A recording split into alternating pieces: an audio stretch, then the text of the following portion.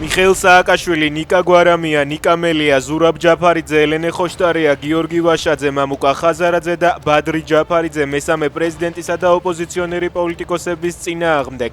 პროკურატურამ ეგრეთ წოდებული საბოტაჟის საქმეზე სისხლის სამართლებრივი დევნა დაიწყო. მათი უმეტესობა უკვე ისედაც პატიმრობაში იმყოფება. გიორგი გვარაკიძის თქმით, ხაზარაძე ჯაფარიძის მიმართ გირაოს შუამდგომლობას დააყენებენ.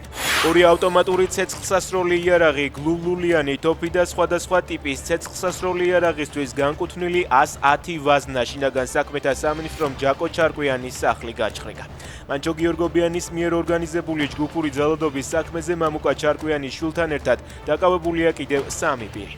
ჯაკო ჩარკვიანის ოჯახი პროვოკაციაზე საუბრობს და ამბობს, რომ იარაღები ბრალდებული სახლიდან არ ამოუღიათ. ბერლინში გამართული კონსულტაციების შემდეგ პეტერ ფიშერი თბილისში დაბრუნდა. ის გააგრძელებს მუშაობას ჩვენი სრული მხარდაჭერით, წერს გერმანიის საგარეო საქმეთა სამინისტრო გავრცელებულ განცხადებაში.